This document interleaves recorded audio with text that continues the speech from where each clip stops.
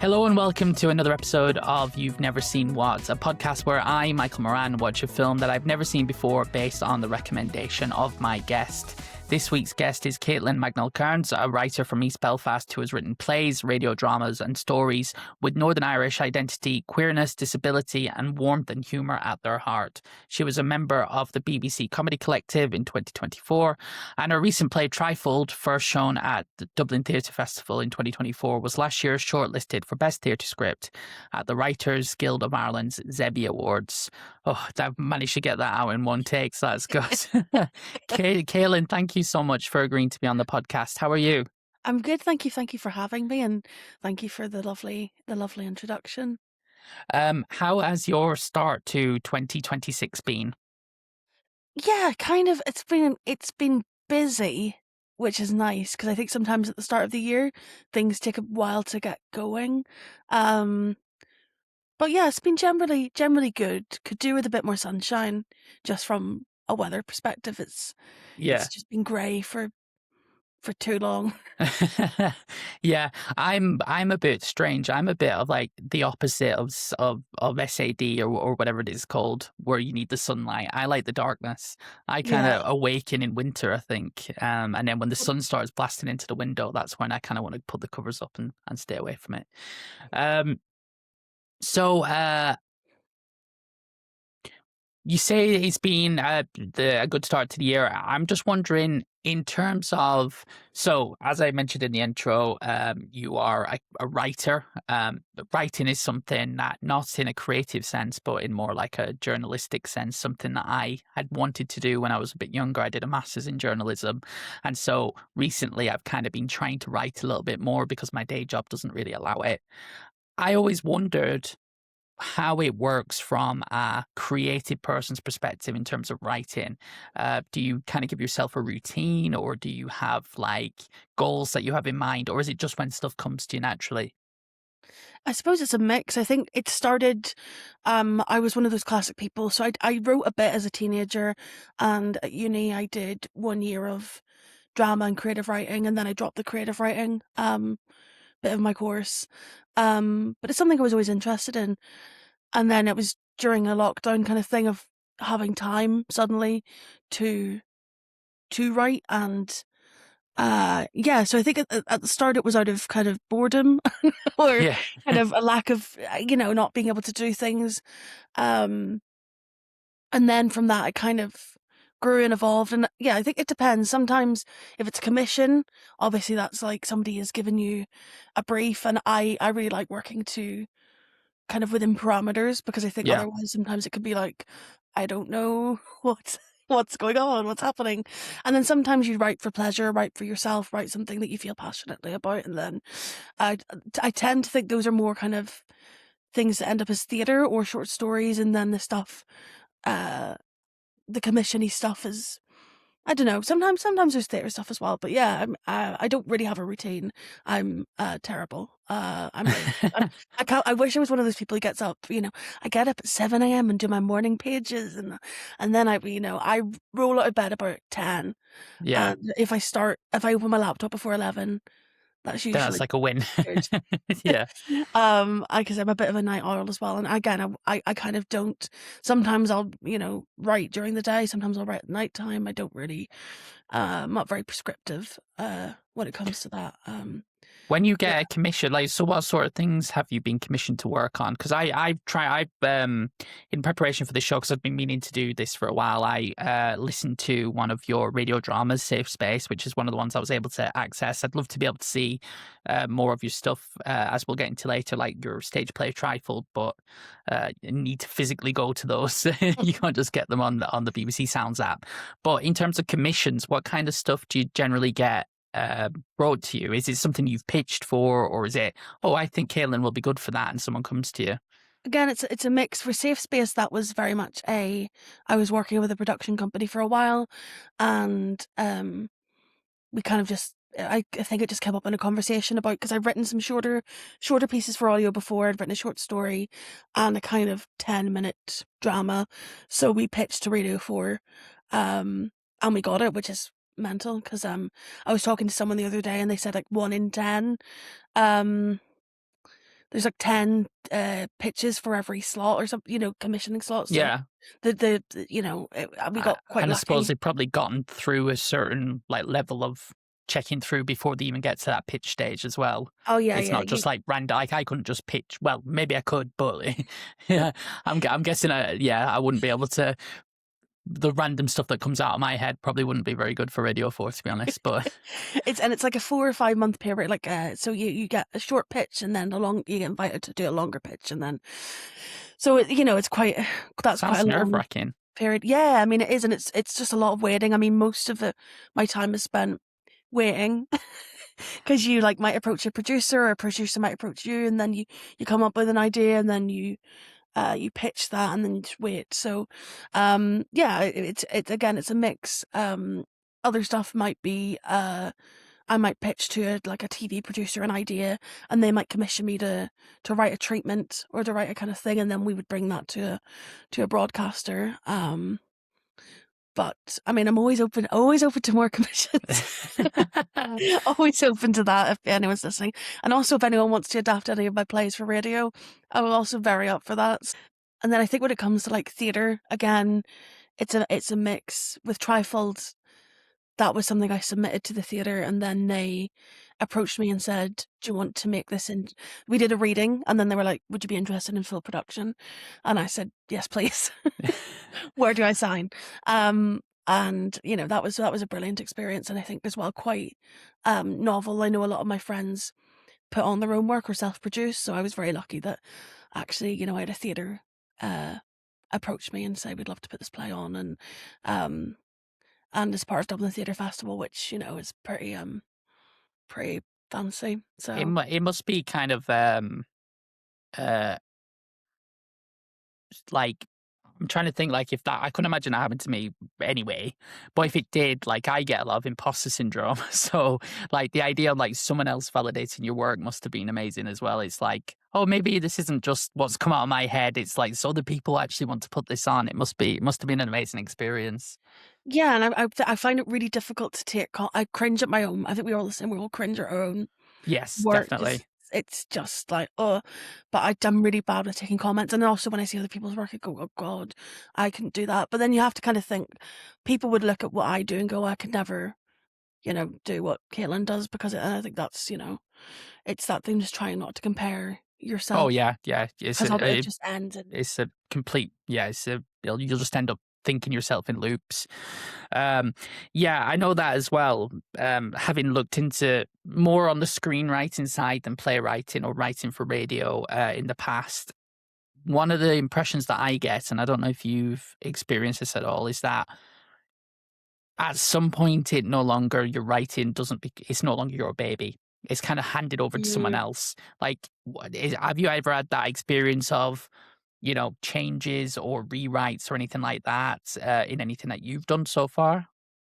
Yeah, I've had again. It's been a mix of stuff. So like, as you said, I always think of it. I do always think of it as a baby and go, please be careful with my baby. Don't drop it on its head, or put makeup on it, or pierce its ears without my permission.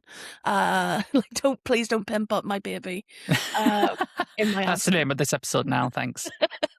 But yeah, I mean, I find it quite freeing in some ways, because I think I know writers who like to be quite hands-on with, in a rehearsal room, but I think that's part of it. Part of it is you going, look, I've done my bit, now it's time for you to do your bit. And I know, as I directed a lot kind of previously, and I still do a bit of directing, and I know I appreciate it as a director to have a bit of artistic license, and for the actors as well. But it's a balance as well of kind of respecting the words on the page and making sure that they ring true. But it's a lot of especially because your name's on it, and so it's a lot of if things are changed or things aren't how you thought they were going to be or you wanted them to be, it can I be a bit guess, like affronting, or yeah. I guess it's once it's no longer just on the page, though, it is a collaborative process. It becomes the sum of its parts as opposed to just a translation of what's on the page. So, yeah, I know that I'd probably struggle with that again in this theoretical world where I'm a writer producing plays and TV shows. There's a screenwriter I follow quite closely online, because he kind of he kind of orbits the video games world as well, and a lot of what I consume media wise in terms of podcasts and Twitch streaming. I mean, we first spoke through Twitch, for example, Mhm. is a guy called Gary Whitta, who's a British screenwriter who has written one of the Star Wars films, Rogue One, and I think that hearing him talk about that in some of the podcasts and stuff he's done, it's like, oh, that's a whole different level of, Mm. yes, you've contributed stuff to it, but it's like, I don't think he's even credited as a screenwriter in the final credits. He's credited as story by, which Yeah. he says he was lucky to retain that because people rewrite and you could have written quite a lot of it, but the nature of the industry means that credits and stuff like that get really complicated. Yeah, 100%. I didn't really understand that until, I've got an agent now, and like, she'll be like, "Oh, if you need help, if you need a hand with like how you want to be credited, or so you kind of, because in your mind you go, well, I've come up with an idea, I'm probably going to write it, I'm gonna, but that's not the way the industry sometimes goes, especially when you're early-ish in your career. But I can really imagine being part of a massive franchise, and you're really just a cog in that machine. So yeah, I think it's a strange old beast, and each of the mediums and each of their kind of worlds are also very different. From the people to the pace to the money. But I like doing I like doing it all, and occasionally dipping my toe into prose as well.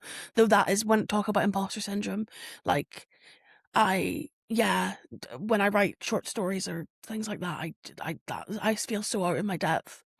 Um, Yeah. I've often tried to kind of sit and start writing a story of some kind, and then what I end up doing is rewriting every paragraph 10 times instead of just getting it out onto the page. I'm like, that doesn't 100%. sound right. That's the wrong word. That's bad grammar. Like, really self-analyzing, and then I'm ultimately not getting down what I try, like what I actually want to get down. I'm just fixating on the specifics, the small details that it's like an impossible thing to break out of that, I think. Yeah, Yeah. I think the people call it different things. There's like the vomit draft or the shit draft, and that's like such an important thing for me. Is like, as you said, it's just getting it down. So like, it doesn't matter if it's not great. If it's there, then you can work with it. And as you said, like, it's so tempting to edit as you go, but I think that inevitably you'll just end up, as you said, like spiraling. So like, yeah, I think doing a vomit draft, doing a just for you. I don't even call it a first draft. It's like even before that, it's like no one else is going to see this. Is just for me, so I know, right, this is A to B to C to D. This is how the story looks, and then fill in the gaps. And yeah, so I think that's a useful, for me, it's a useful thing to think about, is just do it, just kind of, yeah. Yeah. One thing that made me feel a little bit better about early drafts and early things is I recently heard one of Lin-Manuel Miranda's early demos for Moana, where he performed all the singing Okay, himself. I've heard And yeah, there was, if that could become what it ended up being, and he didn't care that he sounded absolutely insane trying to sing in a female register, it was, yeah, it was an interesting one, definitely.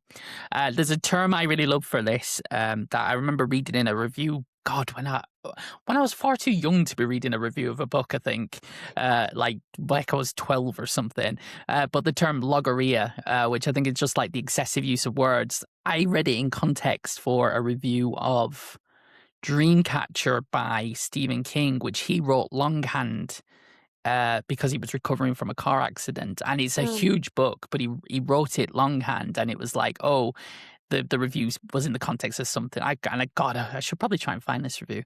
But it was this something like, oh, it isn't just the typewriter or the keyboard that enables Stephen King's logorrhea. But that's quite a visceral term, logorrhea. I think that's a good term for it. yeah, I like that. So safe space is the an example of your work that I have actually managed to listen to. I listened to it the other day. I was walking to Aldi, just so you have that important context.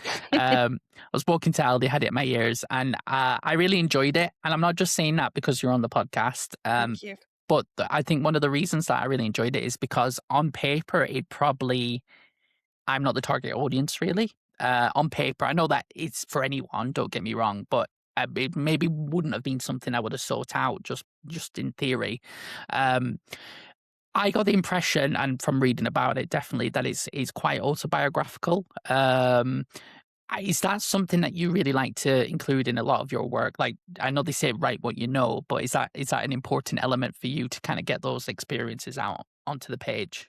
I think it was at the very start of my career, because Trifled is also, so Trifled and Safe Space are both about um women in East Belfast with agoraphobia. Very different plays. Trifled is about a sex worker who's very bolshy. Safe Space is about kind of a quite shy call center person who lives with their person. Call center woman? I don't know, call center worker. I I was don't going know to how say I can't call think of it. girl, but that's not right. Yeah, exactly. That's more like Trifled. That's like tribal. Um Okay. and then she lives with her family, whereas, Jen in Trifled lives alone. So I think those were important for me because I felt like all the media just I think it's that thing of when you don't see yourself represented in the media, whether that's people who look like you, sound like you, hold the same opinions as you, have the same life experiences, or if you do see it, it feels false. For me, that's where I want to fill in a gap. So, um, I've never, on screen at least, seen, to my mind or to my knowledge, like a a realistic depiction of agoraphobia. Just to say as well, bit of, again, context. I've been primarily kind of housebound with agoraphobia for 6 years, living with panic disorder since I was like 14. So it's something that's been with me for like, 14, 15 years at this point. I know it quite well. Um, and yeah, I was finding myself getting frustrated with depictions of it. And so I thought, well, like, why not? Why not write it myself? And yeah, the two kind of didn't. Trifled, I think, came first, and then I was talking about the themes of that to the radio producer, and then that's where Safe Space came from. Um, and I think, yeah, I think writing what you know is important, but I think what you know might be a certain situation you've been in that you can relate to, or um, something that you're really passionate about. I don't think it needs to be directly lived experience, but I think that inevitably, for me anyway, like the work that I tend to like to consume is written by people who are writing about something that's important to them, whether that's, a relationship with somebody, or a memory, or yeah. So I think they're those are two very direct examples of from my own life, but I think more and more as I continue on, it's more like abstract. One of the plays I'm writing at the minute, well, I've written it, but waiting to release in Yeah. the world, is about two characters in their 50s. I'm in my late 20s, so I've not lived through that experience, but I'm taking what I kind of have learnt and seen and observed, um, and applying it to those people and hoping it rings true. One of the things I think that, safe space, just to be clear to people listening, because I've not really explained it. I think you've set it up much more eloquently than I can, but it is about a young woman in East Belfast who has agoraphobia, who is queer. And, these are not particularly things that I could relate to as a man who hasn't got agoraphobia, who doesn't live in East Belfast. But at the same time, there were elements of it that really did speak to me. I think I messaged you after I listened to it that Mm. I've had panic attacks in the past, and some of the explanations of what panic disorder or agoraphobia can physically present itself as really spoke to me. It kind of brought me back to trying to, leave a train at the wrong station because I just had to get off that train. Yeah, But as well as that, something that I didn't mention to you that I thought was very realistic was the relationship that the main character had with the CBT volunteer counselor on the phone, because that is also something that I've gone played. through, where it's like the kind of the very rigid script that they're very well meaning, and but the problem is you've potentially waited months, years to speak to these people, and it is Yeah, kind of it's not necessarily super helpful. In all cases, I'm sure some people have had helpful experiences with it. Don't get me wrong. That role, was it played by your father in it the was. I was gonna in? say, yeah, Yeah. he was like, I was like, oh, there might be a role for you in this, and he was like, oh, what is it, like the lead, the dad of the lead? I went, no, like a really boring. therapist. So just so listeners and viewers know, Caitlin's father, Sean, is an actor as well, who you may have seen in Yes, some stuff. So I'm a nepo baby / he's a nepo dad. is he an Apple dad? Is that how it works? Whenever he's in my stuff, he's in my house. Well, yeah, of Mm. course. So, because he got the job, because related to this guy. So, no, he's an actor, and I get it. I feel very lucky to have grown up in a house that kind of values the arts, but also that I've seen, the realities of being a freelance creative as well, like the instability with money or work and all that comes with it. So I've always had a kind of quite a realistic expectation of what a career could look like. Um, my mum was like, "Please be a lawyer," but alas, it's not happened yet. Yeah. Yeah, that's really good, because I do think that, you know, uh, people probably sometimes have a very one-sided or skewed view of what it must be like to be an actor, to be a writer, and is probably the best case scenario, the most successful, the most glamorous lifestyles and stuff like that. Whereas actually, the arts has people on the ground who need to, the grassroots movement within acting, within writing, which being in a household that allows you to kind of pursue that must have been very good, at least. I don't think. No, I probably would have been able to pursue it if I wanted to. I think for me, and might be something that applies to you as well. I think for me, it was probably there probably wouldn't have been many opportunities where I grew up. Um, uh, Certainly, like I grew up in very, very rural Ireland, and yeah, I mean there was a panto in town every so often. In Yeah. fact, I think there was only one panto the entire 15 years I lived there. Thinking about it. Or I did do a school play where I played Tommy the Theatre Cat and spoke with a posh accent, because I was the only person that could approximate a posh accent in my town full of very Irish people.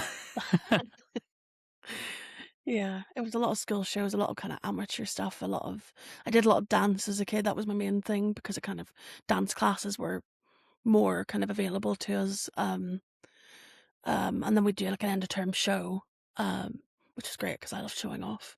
We have a joke. We met via a Twitch channel, and we've been watching some old TV programs, and we've identified children who've got big kid energy. It's generally the kids who want to be at the front / sing the loudest, and we're trying the absolute hardest, just very kind of eager, keen, you Yeah. know, not necessarily the best, but just there. That, that was something else I actually wanted to quickly touch on. In terms of lived experiences, I know in Safe Space, the protagonist, whose name I can't remember now, apologies, I can't remember either. Is it Paula? Paula. Paula, that sounds right, is also from Belfast. That is kind of a big part of that work as well, I think. And in terms of what you said before, how many times do you see a character from Belfast or from Northern Ireland where that's part of their identity, but it's not, a gritty drama that's kind of reliant on stereotypes. So that was kind of a fascinating aspect to me. Is there like anything? What I wanted to ask is like, I've never been to Belfast, which I know is probably a bad thing to admit, apart from briefly being to one of the two airports to pick up someone. I can't even remember which of the airports it was. So not in Belfast proper. What is the arts landscape like there, or the opportunities for young people getting into writing, getting into acting, as far as you can see it? It's pretty. I mean, to be honest, it's quite bleak. I mean, in terms of spend per head, again, I'm going to butcher the figures, but we are the lowest in terms of the whole of the UK and Ireland, in terms of financial investment per head in the arts. Which, when you think about how many people, actors, writers, musicians have come from like the north of Ireland, considering how small we are, you've got like Van Morrison, you've got Liam Neeson, you've got all these massive names. Um, you'd think like, maybe there's a well of talent here that we should be, helping. And there are people who are doing great work and in terms of community arts and trying to make that be a possibility. But I remember as a young person, I would grow up. I would go to these kind of drama groups that were kind of free, and you'd see the kids going, and they had such raw talent. But they would never think of acting as being a a viable path. I mean, my dad's from Newry, which is kind of on the border, and again, we're really working class lad. Got the bus up to Belfast every day to go to college, to do acting. Got rejected from every drama school going, but because there were schemes, there was like youth theatre and stuff. That's how he got his experience, and so many of his generation are the same. And Yeah. those people went on to being Derry Girls or being X, Y, and Z. You know, it's just so people make their own opportunity here. I think we're quite good at that, but you know, it'd be lovely to have more of those opportunities, especially considering uh how much talent we export to Yeah. the world. I'm surprised as well by how bleak it seems, considering, like, you know, a lot of production has come to Northern Ireland in recent years. I mean, obviously Game of Thrones, I know it's not an Irish production, but it is presumably a lot of extras, a lot of crew and Yeah, yeah. stuff would have been based in Northern Ireland. And as well as that, I'm thinking Line of Duty shifted production there from the Midlands. But it's interesting because last episode rather, on the podcast, I had Devindra Hardawar as a guest, who is a film podcaster. And we were talking about the film Excalibur, the 1981 John Boorman film, and that kind of kickstarted a bit of a renewed interest in film production, and kind of established a bit more film production within the Republic of Ireland in the early 80s. And you look at the cast of that film, it is Liam Neeson, it is Ciarán Hinds, it is all these Gabriel Byrne, all these people that, you know, became bigger names, but they were unknowns and they'd been kind of plopped into this big production that was in you know, the middle of the south of Ireland. So it's kind of frustrating that you know, I guess it's similar to sports in a way. We had the success of, say, the Olympics in 2012, and then there's this renewed interest, but there's no long-term plan for keeping that level of investment and interest and support for sport. And it's probably similar with the arts, where you kind of have these booms and then it just becomes something on the spreadsheet where, when you're trying to balance probably the wrong things in some cases, but for governments, it's an easy thing to tick off, or to rub out from the spreadsheet, isn't it? So that's frustrating. It is frustrating, especially when you go, when you go home from an evening, do you turn the TV on? How do you think that gets made? But I mean, I think to be fair, there's some initiatives to do, especially as you said, like production, TV crews and whatever. There's a lot of kind of apprenticeships on the technical side of stuff. So like camera ops, or even stuff like makeup artists. I see like stuff go up. So, you know, there is that there, and there was a lot of opportunity for working in screen. But I suppose when it comes to theatre and that side of things, we have one producing theatre, and that's it. And that's the other thing. Even me talking about this, I'm probably putting too much of an emphasis on the big productions, the TV, the films, as opposed to the other side of the arts, the radio, the theatre, live performances and stuff like that. I guess to probably get on a little bit of a lighter note, Kate, I'm just wondering, because this is a film podcast and I've kind of turned it into let's interview Caitlin, which is good. It's been really interesting to find out more about writing, and it's something I'm really interested in personally, which is probably why I'm picking your brains a little bit as well. In terms of film, TV, what do you like to consume? Is there anything that you've been watching recently or listening to recently on the radio or podcasts or anything like that that's kind of really speaking to you? I wrote a list because I knew this was coming up, because I'm Yes, always blanking. more than me, probably.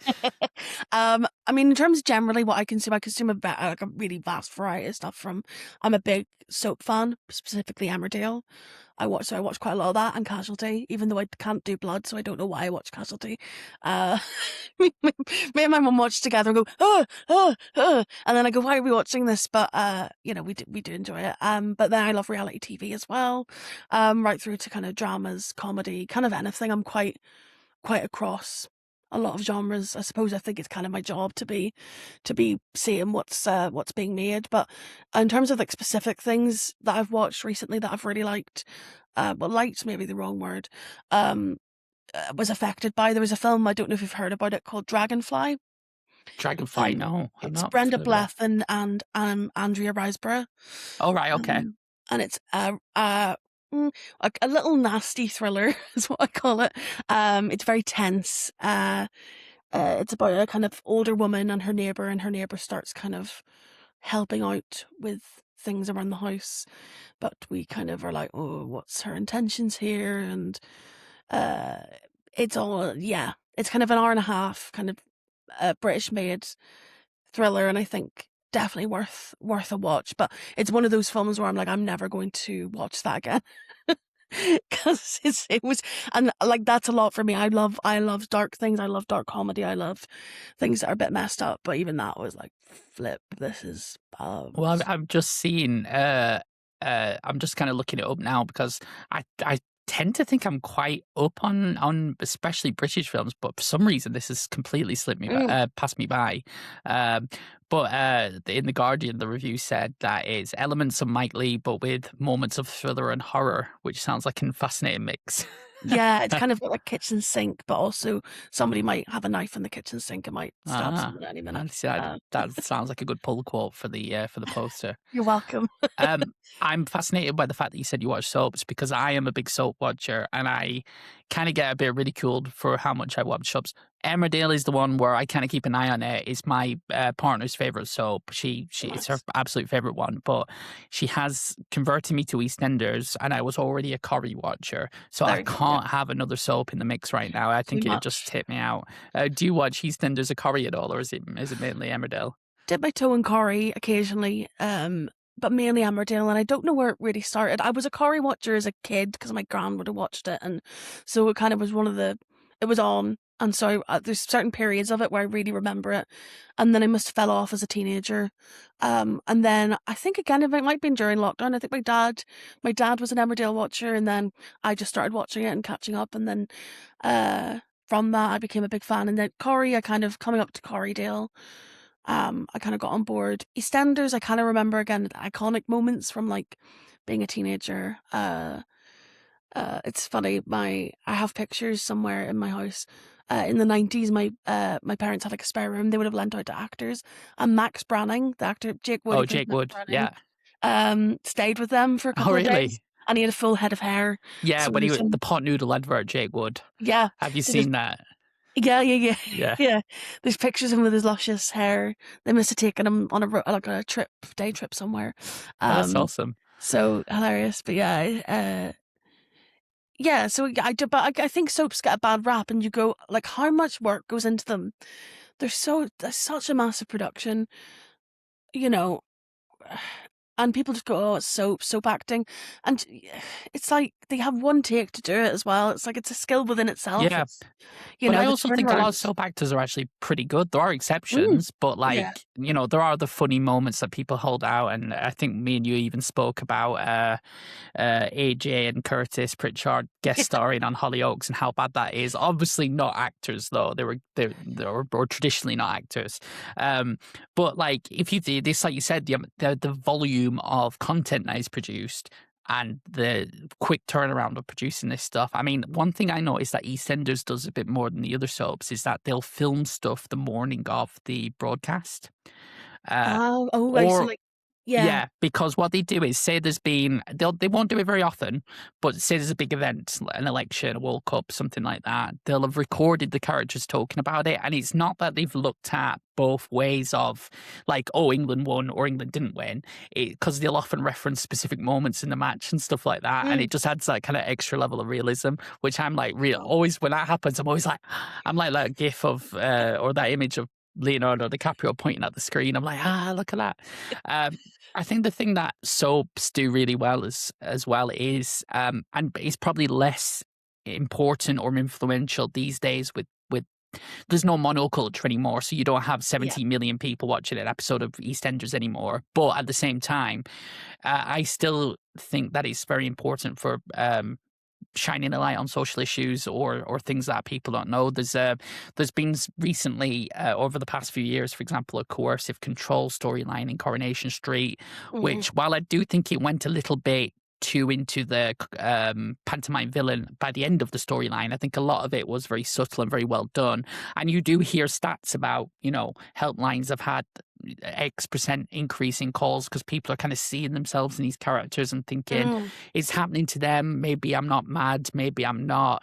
Maybe I am not. Maybe it's normal to be gay. I mean, you've had like gay kisses. You've had transgender characters like Haley in that's it. Coronation Street, which, these days you wouldn't hire a cis person to play a transgender character, but he was still quite revolutionary and quite handled with a surprising amount of care and nuance. And I think Um, the fact as well that they cast a cis woman and not a cis man, even yes. like back then, they were like, no, Haley is a woman, Oh, yeah, of course. because Yeah. you look back 25 years ago in those kind of storylines, you would imagine, oh, we'll just cast a man and put them in a wig and blah, blah, blah, especially because she was initially conceived as kind of a joke. But as you said, I think representation is like, and people don't believe it when I say about how much queer representation there are in soaps. Like, I was saying about Emmerdale, I'm like, everyone's bi.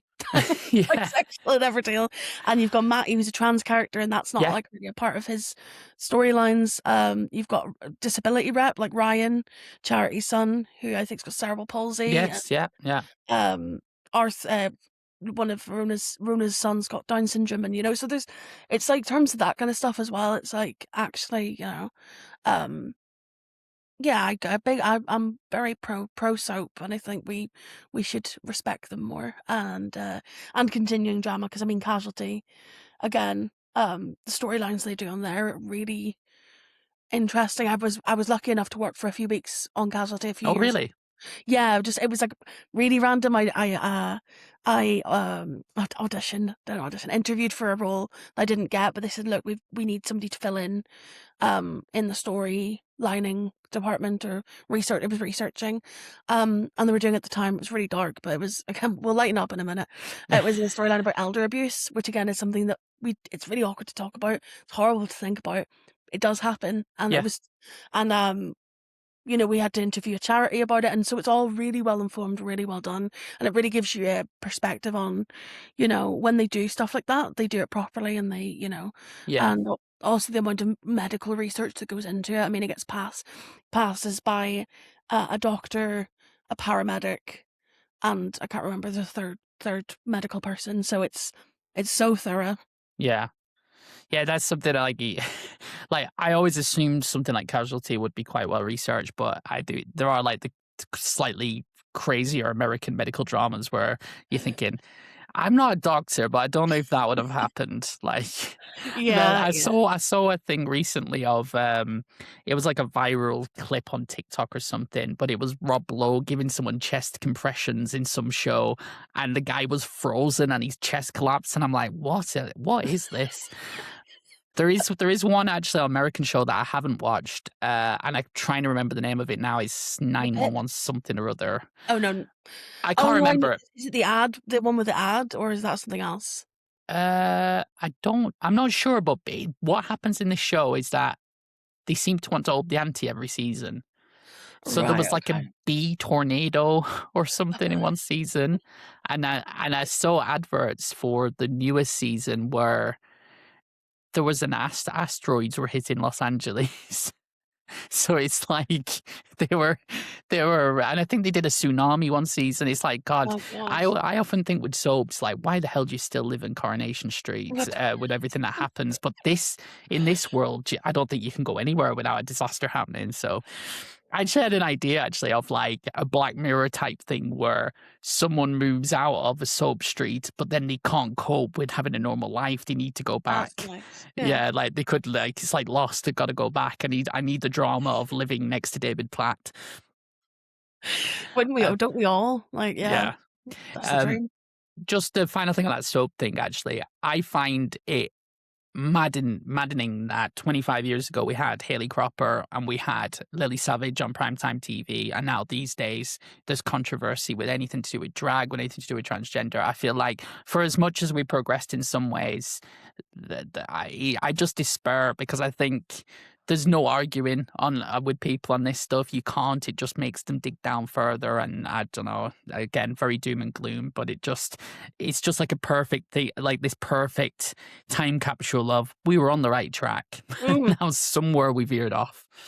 Yeah, totally. I think it's very strange, because you think, again, as you said, like Lily Savage, Saturday Night, blankety blank, and nobody batted an eyelid, and now it's like, national treasure. that's absolutely, but now it's just like, oh, a person who just happens to be trans appears on a game show, or like, for example, like I know people have been on like Only Connect, and the amount of vile, hateful messages they get for literally just existing and answering a few questions, and you go like, what is happening? It's just people existing. Just leave people. I don't get. I mean, I understand why they do it, because they're sick, but I find it really depressing, as you said, and every time I see queer rep or trans rep on a TV show or film, I go, oh, brilliant. But then a part of me immediately goes, this person's Don't going look at the to get comments. death threats. Yeah, it's just, Yeah. I But I can't can't help imagine. it, me. I kind of dive in and start arguing with people, which is a pointless But exercise. you feel But like you have to do yeah, something. yeah, Sometimes it's just, yeah. yeah, you despair. But as you said, it's hopefully, hopefully some point down the line we'll get back on the right track. But as So you said, comedy. so comedy, yeah, comedy. Is there any? Right, okay, sorry, we're getting so off track now. But apart from soaps, is there anything else that you and Dragonfly? Is there anything that's not depressing that you like to watch? I do watch a lot of depressing stuff for somebody who writes primarily comedy. What have I enjoyed recently? Well, I'm trying to think of things that are not bleak. Um, I mean, watched the first episode, so I haven't watched the whole thing yet. But the new Mackenzie Crook Small Profits, which is on BBC Two, um, it's so far so good. I'm enjoying that. It's whimsical. It's quite gentle. Um, Michael Palin's in it doing a Northern English accent, so that's good. Yeah. Um, Wait, Michael Palin being pretending he's from Yorkshire. yeah, I know Yeah. what. No, I've never heard of that before. Strange. What else have I watched? Let me get my list up again. I watched Pillion. I really enjoyed Pillion. Oh, do you see now? That's an interesting one where I do want to seek that out, because like that's another uh, rarely covered kind of Mm. thing concept. I feel in mainstream media in particular, especially with the cast with like Alexander Skarsgård in one of the lead roles. What did you think of that? Yeah, I loved it. I think I've seen some people be like, "Oh, it didn't go hard enough," and it didn't go. And I go, "Right, guys, come on, we can, we have to lead a horse to water a little bit, or we have to Yeah, kind of, um." I really enjoyed the performances. I thought I've gone back and read the screenplay because it was available. And I'm a bit of a nerd, so I like to go back and see that. And how it was translated from page to screen felt really uh there wasn't much difference really, and everything seemed really clear. It was really funny and quite sweet, and I think it had a really clear point of view, and it just felt like a really neat little package. And it also felt like the writer and director, who I believe is the same person, was able to do their own thing. It kind of didn't. It felt like it hadn't been tampered with too much, and I think that's really rare, especially in film, even more than TV. I think 'cause, they kind of just trusted him and let him do it. And I think having Alexander Skarsgård as a part of it probably, uh, have let them kind of run amok a bit. And Harry Melling's brilliant. I was going to say Harry Mellins had a very Daniel Radcliffe style post Harry Potter career, where he just seems to want to do interesting things, like as opposed to Totally. yeah. Because I remember I haven't seen him in an awful lot since Harry Potter, but I remember the first time I kind of went, "Oh Jesus, that's Dudley." Was in have you seen the Ballad of Buster Scruggs? Yeah, yeah, yeah. It's Yeah, him and yeah. So Liam. he Is that him and definitely Liam Neeson? takes. Sorry. Is it him and Liam Neeson in that bit, or is I might have made that up? I can't remember, to be honest. I remember him being someone with no limbs, but apart from Yes, that, I can't. it's quite That's memorable, to be not the fair. best film, to be honest, but interesting. Yeah, I'm definitely it's on my list to watch. Pillion. Yeah. Certainly, Corky has brought something to our little theatrical community. He's definitely different. He can just do everything there is to do, and there's only one other person in the world that can do that, and that's Barbara Streisand. I have a little announcement to make. Mort Guffman is going to come from New York City and see our show. We have one shot at this. We've got one performance. With Mort Guffman coming to town, we need to hitch up our panties and run.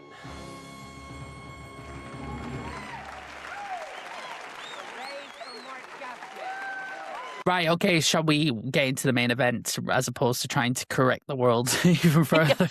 Yeah. So, Caitlin chose for me to watch from my backlog Waiting for Guffman, which is a 1996 comedy mockumentary film directed by Christopher Guest.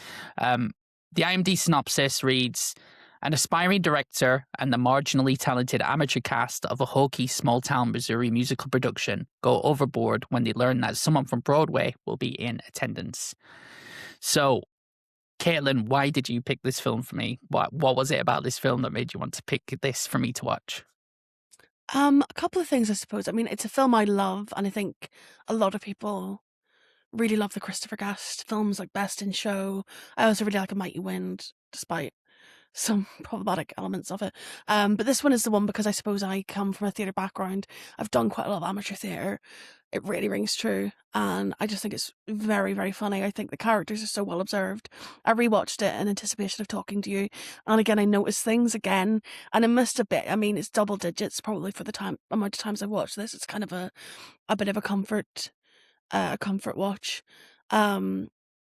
And yeah, it's just so this is exactly my kind of thing because it's just quite strange, eccentric characters, but there's a genuine kind of love there and an affection, and it doesn't feel like they're ridiculing these people they're portraying. Yeah. Yeah, whereas I Yeah. think sometimes with the mockumentary style, because I think this is one of the earlier ones. Obviously, Christopher Guest did Spinal Tap, as well. But there's a real affection for these kind of strange characters. Yeah. So this, I have not seen a Christopher Guest mockumentary at all, even Spinal Tap, which is, I know, probably sacrilege. I mean, have I seen Spinal Tap? Spinal Tap is one of those films that is so iconic and quotable that you feel like you've kind of seen it, even if you haven't sat down and watched it. I'm sure I did sit down to watch it at some stage, but I definitely wouldn't count myself as having watched it because I can't remember. Yeah. But obviously very iconic. Rob Reiner directed it. This film directed, of the late, great Rob Reiner, I should say, who we lost recently. This film is directed by Christopher Guest himself. And the kind of the general conceit of this being a small town in Missouri with kind of very not small-minded, but very kind of insular people within the town who don't really venture beyond their town's borders. It could easily be something where you're laughing at them instead of with them, and kind of making fun of this kind of person in real life. And there is a little bit of that, but they're not necessarily the butt of the joke in that way. They're the butt of the joke because of the way they act, certainly certain characters as well. Their naivety, I suppose, is what's being ridiculed rather than, but they're, yeah. Sorry, I just started thinking of various bits just making me laugh. It's, yeah, I just think it's such a funny film, and really these people are allowed to shine. And again, I picked it before the passing of Catherine O'Hara as well, who is very funny in this, in quite a different role to like quite a lot of her other roles. I think sometimes her more well-known roles, she's maybe a bit of a diva or a bit of a kind of, where she's very kind of wide-eyed and a bit. She's a bit submissive almost in this, isn't she? A bit submissive, but but also just does not know what's happening. Why just like what and the joke of her constantly having that flip of hair gelled up for no reason is just very funny to me. And I don't know how they would have come up with that. Yeah, it's just so random. It's so perfect. There's so many things in this film that are just like, I feel like it was just a silly idea someone had and they ran with it. Totally.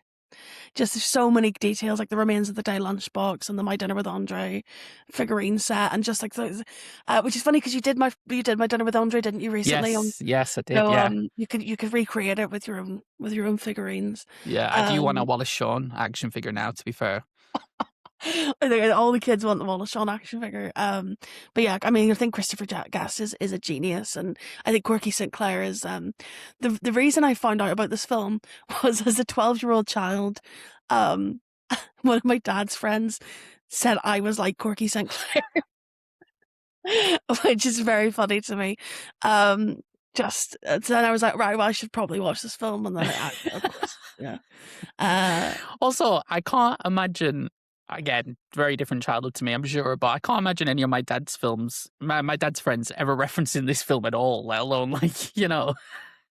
I mean, I was brought up again, not just like I watched before I was like 10, I'd watched like Priscilla, Queen of the Desert, I'd watched like all these kind of very camp classics. But yeah, this one was one again, that came to me as a teenager, kind of those formative comedy years, and um, I just loved it. And I think Corky, who is he's the director, he is the person trying to put this together.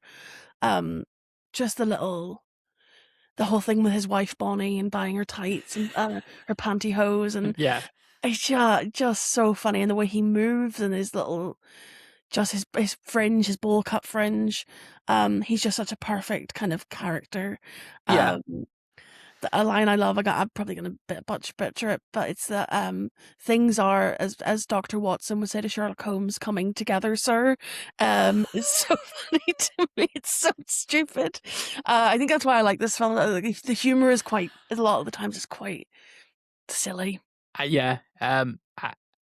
One of the things I was going to say, just on that last point, is like when you grow up watching these different influences. I was literally, I think in the first episode of this podcast, I spoke to Past Plunger, who's a Twitch streamer, and we were talking about when do you kind of break out of what your parents influence you with and kind of go off. So it took me a while to do that, I think, certainly as a teenager, where I mean, for me, I think it was probably comedy wise, Monty Python's Flying Circus, which was on Network 2 in the Republic of Ireland on a Monday night. It was comedy night at about 11:30, something like that, quite late when I should have been in bed for school. And that was kind of the thing that started awakening my own like comedy inclinations.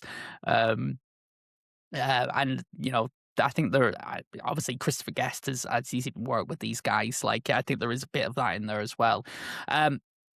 Corky's an amazing comedy character. When he first came on screen, I kind of sank a bit though, thinking, "Oh no, is this going to be like a gay caricature?" And it is a little bit, but it's kind of done with care and love, as opposed to that being the joke that he's a very camp character, but his mannerisms and stuff like that, it isn't really stereotypical. It's slightly stereotypical, but it doesn't feel punching down.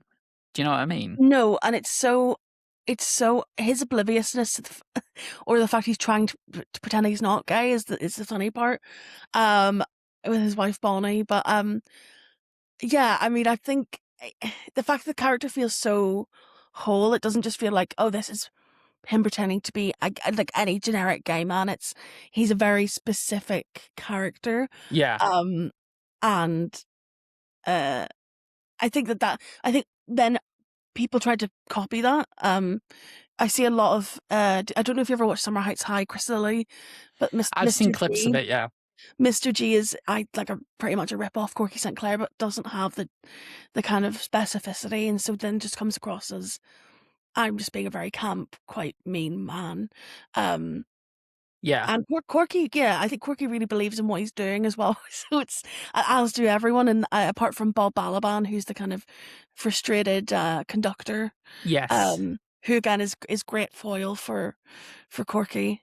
Well, one of the things as well is that, like, as I was watching this, and we have like a montage of auditions quite early on in the film, and everyone's pretty terrible, but Corky doesn't see that. Corky sees the potential, he wants to include them. I think Bob Balaban's character, Lloyd, I think his name is the one that's a bit like, what are we doing here? He's like the serious musician, and he's the conductor in the actual performance. Whereas Corky's just kind of like, yes, I like this crazy performance from Fred Willard or from Eugene Levy's mad montage of songs. And casts all these absolutely crazy characters in his production, and I kind of like that. I like that it wasn't like I feel like if you were to make this film today, you'd have someone looking at the camera like Jim from The Office. You'd have the guy kind of pointing out the absurdity of it, and that works for certain things. But I liked how earnest it was here. Yeah, there's not much cynical. I think Bob Balaban's are kind of how we would all behave if we were in that situation, and so he's kind of an audience surrogate. Surrogate, that's the one. But yeah, I think I love how Corky just thinks everyone. He's just like, wow, that's that's amazing. I can't, and it really believes in them, and they all really believe in this show. Which the show itself is they're putting on a show about the town they're from called Maine. And is it the centenary? How many? I can't remember. It's Blaine, and it's 150 years. I'm not sure the term because they I remember it's use. a weird. There is like a weird something tenary or something, but it's 150 years. Yeah, of it being founded, and so it's like a musical that tells the story of Blaine, which is the stool capital of America, which is also very funny. There is. I read something from the production trivia of this film that because they shot it in a real town in Texas, actually, not in Missouri. Which the opening shots show you this town, and it is such an interesting looking town to begin with, with this massive ornate town hall, but then quite drab buildings around it. Really, like this kind of town that can only exist in America, I think. Totally. Really. Where it looks very planned, but then also kind of tries to evoke something more European or grander. They wanted to, for production, they had produced a massive banner to hang over the town that says the stool capital of the world. And apparently the town wouldn't let them put it up even just for production. But that would have been amazing, I think. Yeah, I think, I just popped into my head.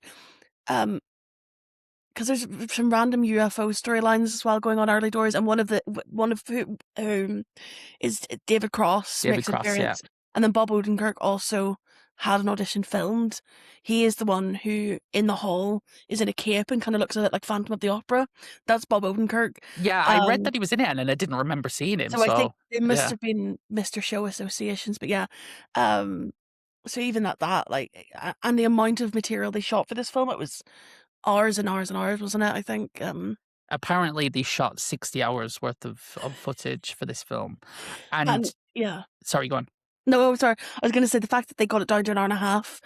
They killed their darlings. I'm sure there were really funny things that didn't make it to the final film. Yeah, no, definitely, and that speaks to an editor's eye, kind of just making it.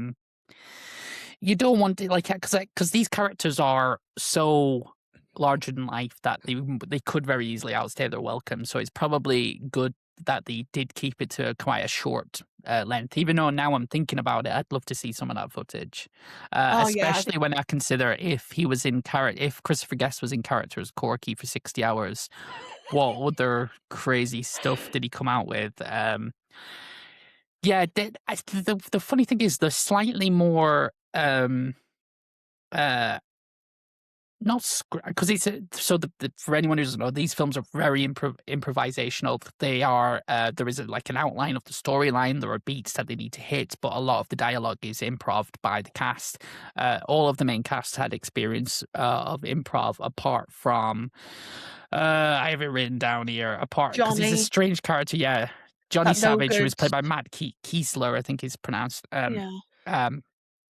Who actually probably does have less improv or less funny lines. He's a bit more of the straight man of the cast. Kind of just kind of there. And he kind of gets written out as well in a very strange way. And I kind of want to know how stuff like that happens, because it feels like there are slightly odd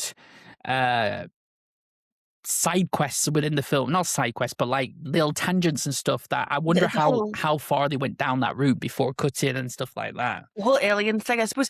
Then the alien thing, I just wrote, does come back in the Nothing Ever Happens in main number. But then, so that is actually there was an original song in the musical called Nothing Ever Happens in Blaine, and then that gets reprised as Nothing Ever Happens in Mars.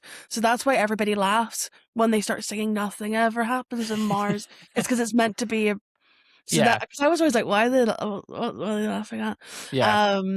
I don't think I even clocked that until you just said it, to be honest. Yeah. Again, it's one of those things from watching it so many times.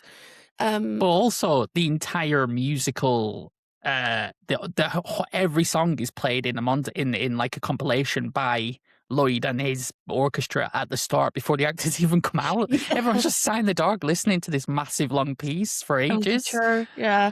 And somebody else also pointed out the fact that the orchestra is actually very competent, or the band is very competent. Yes, they are. Yeah. Which is very funny. that then you have the performances, which obviously range from being, I mean, they're all bad in various ways. Whether it's Corky's kind of pretending to be straight, to kind of stiff line delivery, and Fred Willard's character, improvising lines about, being a travel agent. Yeah. He's never left the state apart from having that operation. Yes. Yes. Fred Willard's character, I think, might have been I mean, Corky's my favorite character, but Fred Willard's character, Ron, is just amazing. Because Fred, again, another late, great member of the cast, but Fred Willard is such a legend. Yeah. And his character is like pitch perfect in what it's trying to achieve.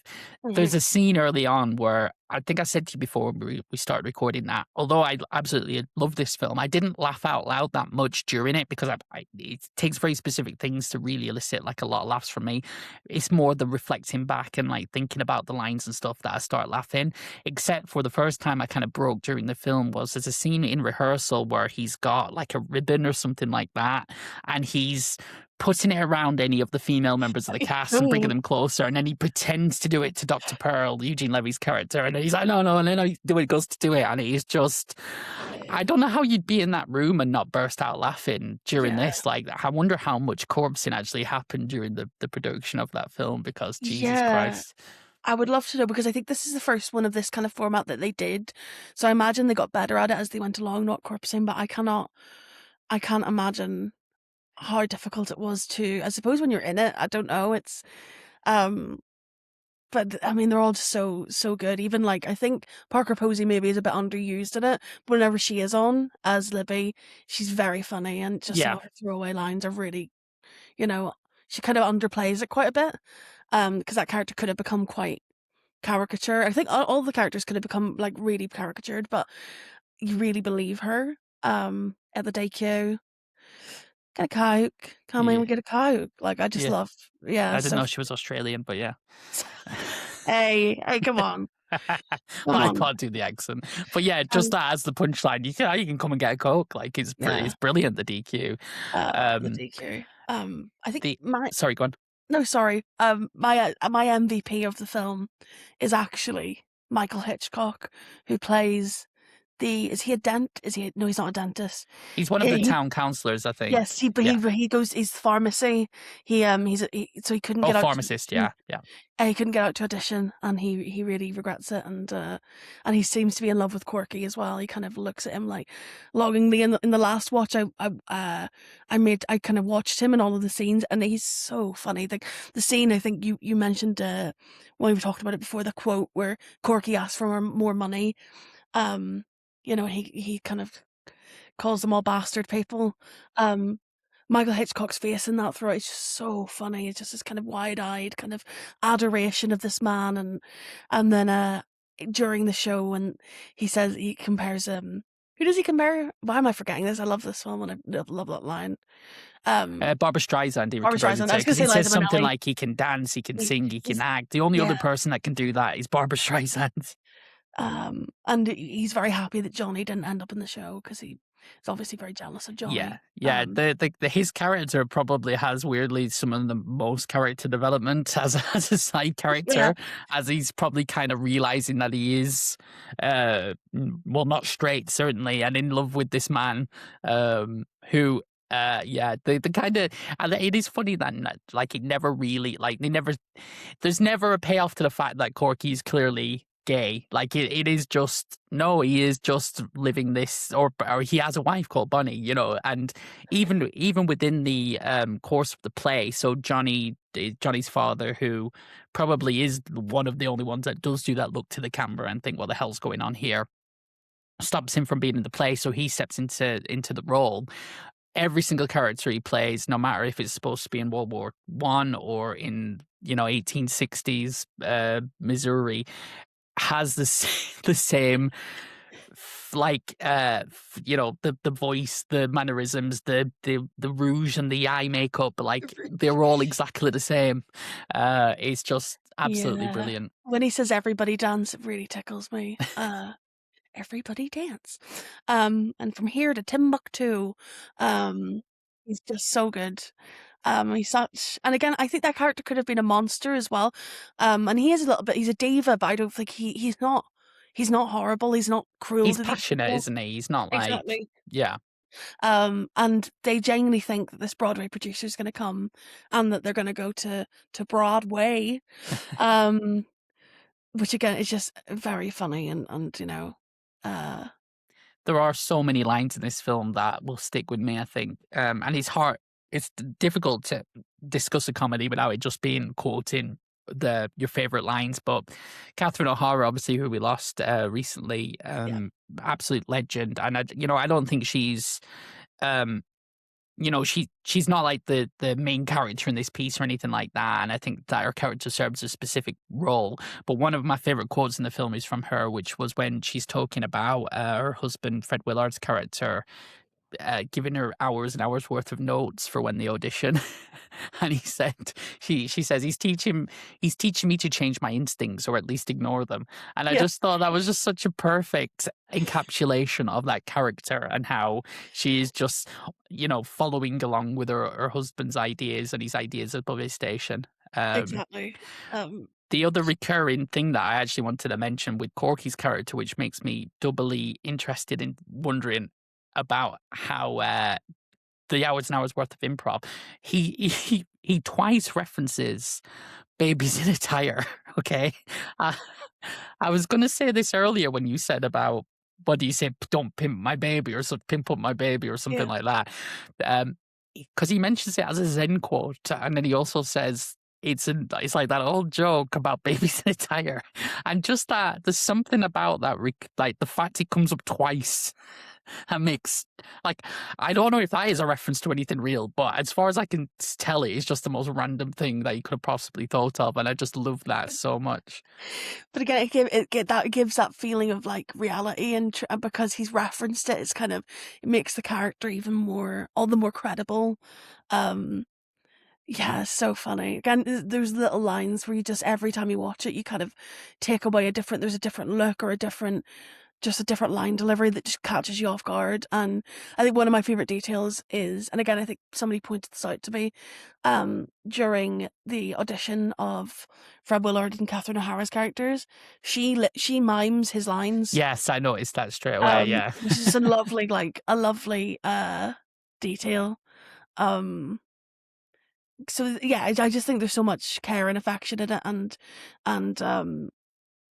at the end of the day as well, I think it feels like a group of friends who wanted to make a funny film, and managed to do that. And I don't know if you can make a film like this these days, because people will go, what's the target audience and who's this for, and all that stuff, when actually it's just great. It's just a really daft film. And I think sometimes that's all you need or you want. It's just something like funny, just straight out funny. Yeah, like you said, it's almost like become for you like a comfort film, like you can just go back to and watch it.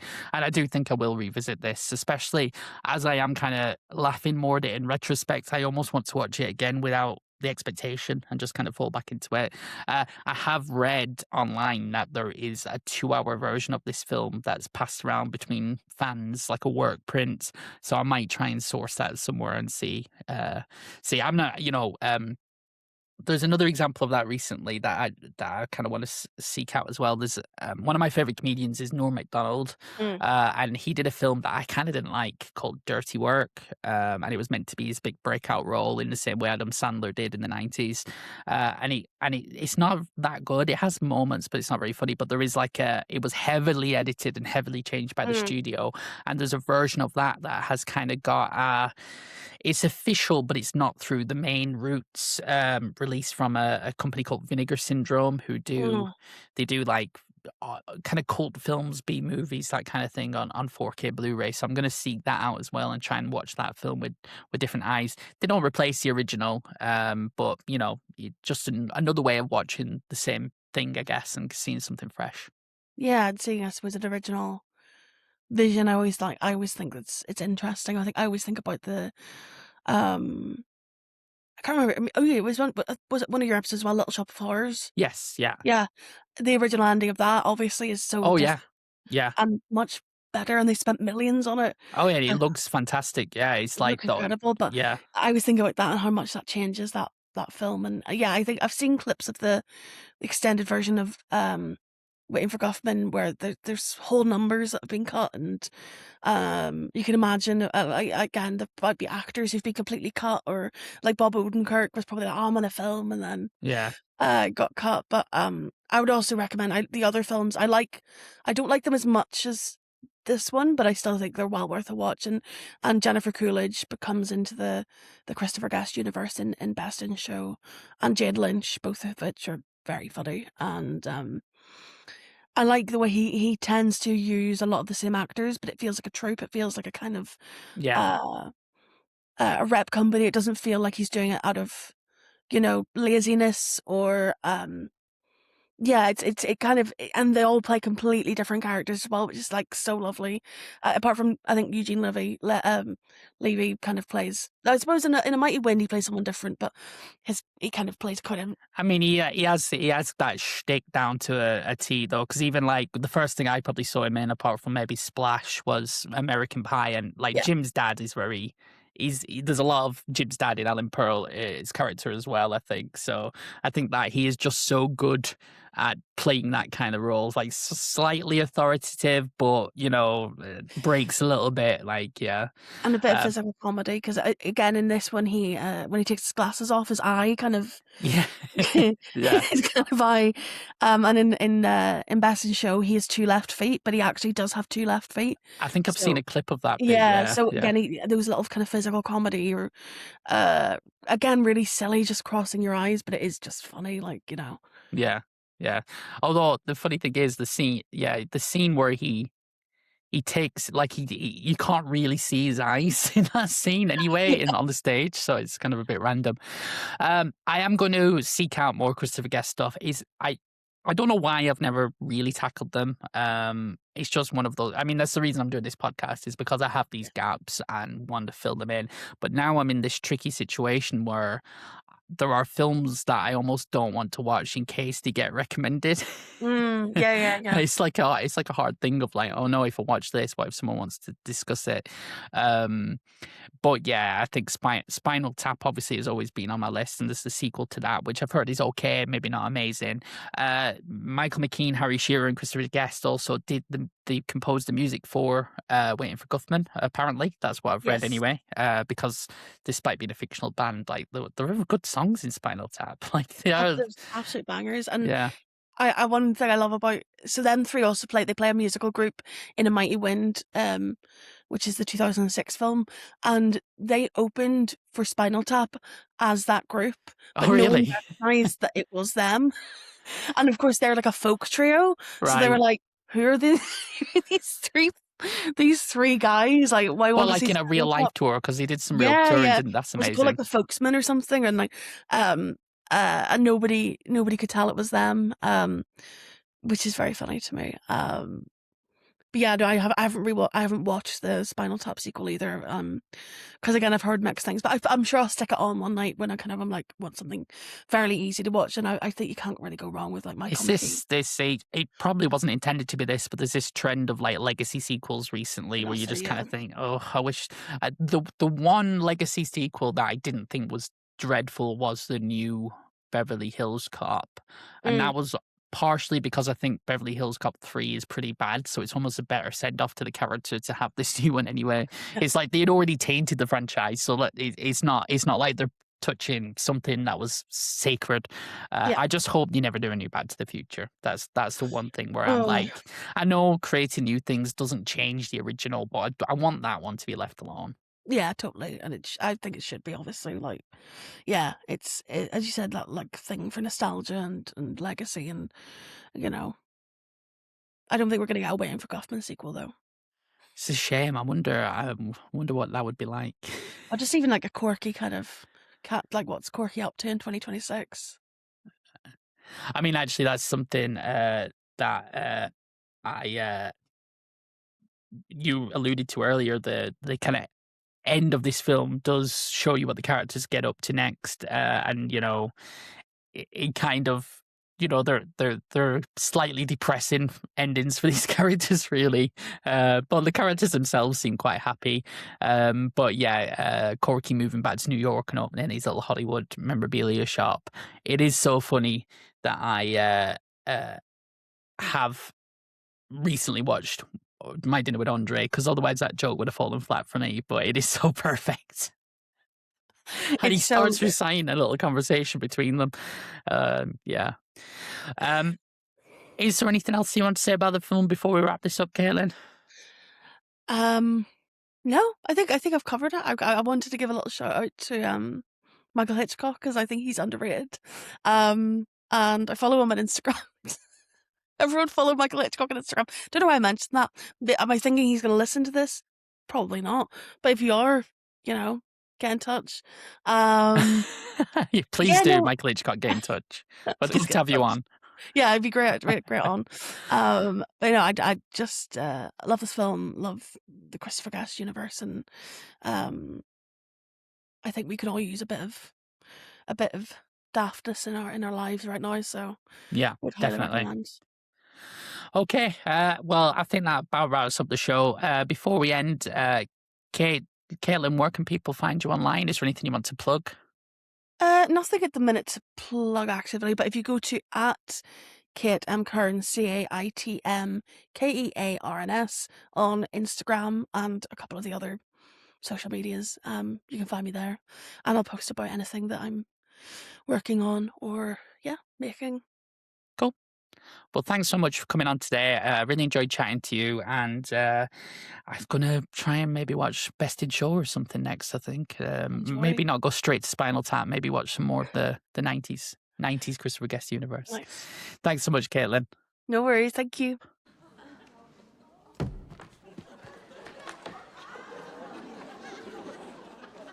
What do you want from us? Good question, Earthling. It seemed like it was time for a change, time to take a trip to see the exciting places in the galaxy. For you see, nothing ever happens on Mars. No sports or entertainment.